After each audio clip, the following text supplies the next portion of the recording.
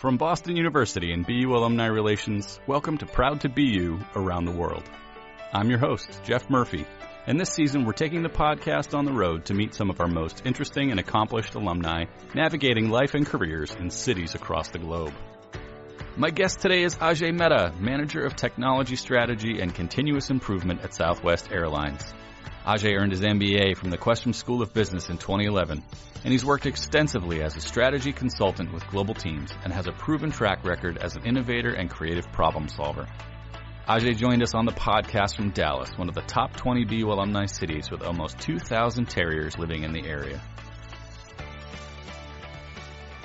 Ajay, thank you so much for being on the Proud to BU podcast. You work for Southwest Airlines. Tell us a little bit about what your role is. So I'm a manager of technology, strategy, and continuous improvement at Southwest Airlines. And what we do is we help the technology department figure out essentially where they want to go in the next 5 years and what type of business demand will we be seeing and how we can outline that in essentially our 5-year plan. And when you were growing up as a kid, is that what you dreamt of doing, or perhaps did you sort of not see yourself ending up in a role like that? I can't say that I knew where I'd end up. As a kid, if you told me I'd be in Dallas, Texas, working for Southwest Airlines, I'd probably say you're crazy. I think I always had a knack for transportation and technology, so it's a little bit of hitting on two things I enjoyed, but I don't think anyone is where they thought they'd end up as a kid now. Well, that's why I asked the question, because it's always an interesting story. You're in Dallas now. We've got somewhere in the neighborhood of 2,000 BU alumni that live in the Dallas-Fort Worth area. Where did you grow up, though? Are you originally from Texas? No, I'm originally from Jackson, Mississippi. And so you came to BU for your MBA. I'm curious to know, I think you went to, was it the University of Iowa for undergrad? Yeah. What did you study there? Yeah, so I attended the University of Iowa and graduated in electrical engineering. So electrical engineering, originally from Mississippi, college in Iowa. How on earth did you end up at BU? I think there were probably 7 or 8 stops in between getting to Boston. I think I was on both coasts. In the South, I ended up hiring with Union Pacific Railroad right out of undergrad. And with a company in transportation, you kind of have to be expected to move. So I jumped immediately out to Utah, Portland, California, Wyoming, and eventually went all the way across the country to Boston. So tell us a little bit about your BU experience. Once you got here, you'd been all over the country, it sounds like. How was your BU experience when you got here? What did you think when you started the program? You know, I think one of the reasons I settled on BU was simply just the size of the class. I felt like other schools, while, you know, a name matters a lot for an MBA, and other schools with different names, I felt like they kind of had this factory feel to it, where at BU I felt like I'd get the attention I needed. The class was small. It was a very diverse and international class, and I think it helped me kind of get a better, well-rounded idea of what was happening in the world, not just what was happening kind of in business. That's awesome to hear. When you think back, were there group projects that you had that had a particular, impact on your experience here, or classes, or even professors that you remember that really impacted the direction that you found yourself on? Yeah, I think for me, I was in a career where I enjoyed what I was doing prior to my MBA, but I felt like it was starting to be where I'd be pigeonholed, right? I was in an industry, in a career where I felt like if I didn't necessarily diversify my knowledge, I could be in there for the next 30 years, and then I wouldn't have maybe the resume or the skill set to translate what I'd learned from that industry to another industry. So at BU, I think at the time we did what was called an integrated project. For me, that enabled me to see what was happening across, what it takes to deliver a final product to a customer, right? Like, it allowed me to understand all the marketing and the dollars and the money that go into it, all the finances, which I needed to learn that needed to go into it, all the operations. And it really gave me that ability to say, well, one day I hope that I can run my own business. I'll have a good idea of all the different aspects that are involved instead of just what the final product may be. And I think I saw, were you also the president of the MBA Council when you were here? So basically the president of the MBA student government from where? Yeah, I was. What kind of impact did that have on your experience, and why did you feel like you needed to step up and lead that organization while you were in the program here? I think I just enjoyed being able to help people, really. I think a lot of what being part of the MBA Council or the MBA student leadership was just understanding where everyone was trying to go. A lot of the things we did were to bring people together, right? An MBA is just as much social as it's professional, and a lot of the activities we do help people build relationships that will last a lifetime. And that is, in many ways, the true value of an MBA, is having those connections and having those personal bonds with people that, 20 years down the road, you can learn something or pick up the phone and find out how someone else tackled a problem. And I think being able to direct that and control that and help foster that was a really attractive goal. Well, I'm glad to hear, of course, that you had a great experience while you were here at BU. When you were finishing your last few days as an MBA student, what was guiding you in terms of helping you make your decisions about what to do afterwards? It looks like you had ended up back in transportation. I did. So that was a little. I think at the time I knew I wanted to do consulting, which is where I went after a couple years. But at the time, my wife was in Boston, and we were trying to debate where we wanted to live across the country, and I got an opportunity in D.C. that could really utilize my pre-MBA background and allow me to do, I think, relationship building across the industry, and it was just a good fit and kind of plugged a hole at the time. I can't say it's where I wanted to go overall. As soon as my wife finished up her program, we both, kind of reevaluated, and I got more onto the consulting track where I could diversify my skill set and really utilize my MBA even more. So were you doing consulting work in that first job right after your MBA, or did that come a little bit later? That came a little later. I think in that first job after my MBA, it was a little of internal consulting, but the consulting I was doing was more based on my background, right? I was providing a lot of industry and field experience that they lacked, and then I was able to take that and translate it kind of into business terms, kind of utilizing some of the frameworks that you learn in your MBA, but it wasn't true consulting. My colleagues and I, when we do interact with students here on campus about their careers, one of the things that over the years, more and more and more, our undergrads are coming to BU saying, I want to be a consultant, I want to be a consultant. I'm wondering, for you, what you thought that role, that job, that life of a consultant was going to be like, and then what you learned, how maybe it was different from what your expectations were going to be. I think it's the catch, because consulting is such a broad term, and I think it's one that's somewhat attractive. I think consulting and strategy are two words that everyone just wants to do. Consulting is great because for me, I wanted to diversify what I knew across multiple industries. I wanted to see what was happening kind of in the business world. I wanted to solve problems that were different. It's a great way to get a lot of experience very quickly. Many of the downsides of consulting are that you're on the road a lot. The work-life balance doesn't necessarily exist. You're looking for ways to kind of try and have a normal life, but also pick up as much knowledge as you can. You have to be very pointed in if that's what you want to do and why you want to do it and what your end goal is, as opposed to just approaching it with, I think consulting is fun. That's where I want my career to go. Hey BU, jumping in with a quick message about the importance of keeping us up to date on where you are and what you're up to. The Alumni Association hosts hundreds of events each year, and your zip code is often the key to receiving invitations to the events happening in your area. And for the dozens of networking events hosted worldwide, keeping your employer and job title up to date will help us to facilitate strong, relevant professional connections. Update your information today at bu.edu/alumni/update.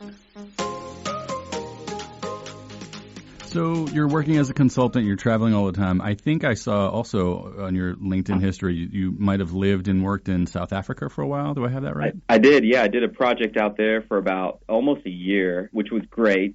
I love Africa. I love South Africa. It's beautiful. It was just tough. I was gone for like months at a time and back home and trying to balance, a home life and a work life, to where that was where I really was like, all right, it's time to do more switch to the local model consulting. Between your MBA and your career, you worked for a couple different companies. How do you end up at Southwest? I think it was really when I switched to local consulting. I was with a small boutique firm. We were doing CIO advisory and tech strategy, and our main client was Southwest Airlines. And so it was kind of my foot in the door to really see what the other side was like, to see the corporate life, to understand what it means to really work for a culture that is something you read about, in business cases. I think there's significant amount of articles and business cases on Southwest culture and how it drives innovation and a different way of thinking, and also how it's a fun place to work. And that was kind of where I decided it's time to go to industry. Let me figure out a way to switch. You now are working as the manager of technology strategy and continuous improvement at Southwest Airlines. That sounds like a massive job. How do you break that down into smaller pieces to help us understand what your day-to-day is like? Well, I think it's first you have to understand there's two very separate parallel paths, right? So technology strategy is at high level, looking at where we want to go and how we want to structure the technology department at Southwest. And then continuous improvement is kind of in the weeds. It's like, let's take a look at the processes, the ways of working that exist within our IT department, and let's improve that using Six Sigma, DMAIC, the true continuous improvement process. Once you do that, it's two separate work streams. Now, when you look at strategy, how we approach strategy is that we're really trying to benefit how the department's going to be structured, what we're trying to do, what our workforce will look like, how we'll ingest what the business wants, and how we'll turn that over into what technology will deliver on. So I'm curious to know how you kind of stay sharp, with the constant innovation. What are you doing to continuously sort of improve your skills, to keep up on hot trends? I'd be very curious just to know, what are you reading? What are the kinds of things that are helping you become a better professional? You have to read and listen and understand. I think you have to talk to people as well. Some of the things I do are podcasts. So I have a 30-minute commute, and I try to just listen to anything honestly interesting, whether it's professional development or what's happening in technology, whether it's how things work or how they developed a business. You can take that and apply it to your job. I think another resource for me is Gartner. I read a lot of Gartner. It has articles and industry experience. One of the benefits of being a consultant is as you jump from industry to industry and you solve problems, you start to realize that everyone has the same problem. They just think that they're very unique or they're very special, whether you're in transportation or you're in telco or you're in banking. Everyone's trying to solve the same problem, and it's how can you use the mistakes others have learned or the frameworks that they've developed and apply it to the problem you're trying to solve. You mentioned a big piece of your strategy is just talking to people. I'm curious to know kind of what it's like to do your job in Dallas specifically. We've got, as I mentioned, somewhere in the neighborhood of 2,000 BU alumni that live in the Dallas-Fort Worth area. It's one of our top 20 sort of alumni cities. Are you connected to BU folks, or is it just sort of a great city to be in if you're working in transportation? What should people know about living and working in Dallas? So I think Dallas is a city that my wife and I weren't necessarily aiming for, but we settled on because it has an extremely diverse economy and it's a huge city. I think one of the things you really need to realize about Dallas is most of the large companies on the West Coast and the East Coast are moving here and relocating here. So there's a huge ingestion of talent, whether it's your Amazons, your Ubers, or your Toyotas. There's just a lot of reasons that business is doing very well in the larger Dallas Metroplex. And with that comes different opportunities to meet people, to even touch base with some BU alumni or other alumni, or to just build your professional network. If you kind of have that motivation to go out there and look for it, you can find it. So you feel like you're in the right place for the kind of work that you want to do and kind of see where you see your career going forward? I think so, yeah. I mean, if you follow even the hiring market in Dallas or where companies are moving to and the announcements that are being made almost weekly, it's definitely, in my opinion, one of the cities to be in the U.S. I think the Texas cities in general seem to be doing very well attracting big business. And if you want to kind of maintain a diverse skill set, be able to jump from industry to industry, Dallas is probably one of the few Texas cities that allows you to do that. Where I think when you look at the other major cities, Houston and Austin, they're pretty focused on either oil and gas or technology, or in Dallas-Fort Worth, you literally have everything. So you talked about just the importance of building a BU network. I didn't actually get a chance to share this with you yet, but the reason why I found you and wanted to talk to you for this podcast is because I had seen that you had signed up to be an advisor on the BU Career Advisory Network. I don't know if you remember doing that, but I do. It's so important. We've got 8,000 alumni around the globe who've raised their hand and said that they want to help out. Why did you decide to do that? What was it about sort of enlisting in that community that did you find to be important to you? I think if I can help someone learn more about their career or advance their career or even just build their network, there's value in that. I think everyone, as you get older and you develop in your professional career, you never know where good advice will come from. You never know where experience or a job opportunity may come from. And I think it's really just paying it forward. If I can help someone maybe get a job or connect them to someone, it's just a good thing to do. Well, thanks for doing it. And I'm curious, if somebody were to find you on the Career Advisory Network, Mm-hmm. It hasn't been a terribly long time since you finished your MBA, but when you look back on the experience you've had as a consultant in the transportation industry, and people ask you sort of what it takes to be, now you're working in tech and strategy, and people ask you, like, what are the hardcore skills that you have to be successful in doing that kind of work? What are the things that you would share? I think determination is really it. I think being able to look at a complex problem and break it down, or to be able to operate in a very vague or gray area and being comfortable with that will enable you to just be successful.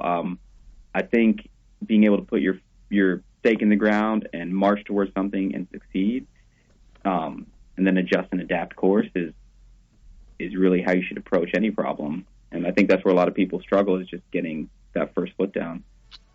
Well, Ajay, it was great talking to you today. Thank you so much for making time for us. No problem. Thank you.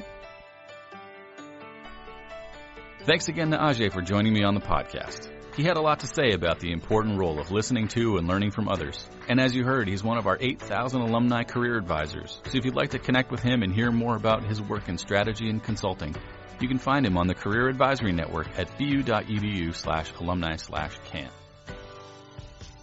On behalf of everyone on the BU Alumni Relations team, thanks so much for listening to Proud to Be You. If you enjoyed this episode, please be sure to subscribe, rate, and review our podcast wherever you find your episodes. I'm Jeff Murphy, and no matter where your path takes you, be proud to be you. The Proud to Be You podcast is produced by Boston University Alumni Relations. Our theme is from Jump and APM Music. To learn more about Proud to Be You, visit bu.edu/alumni/podcast.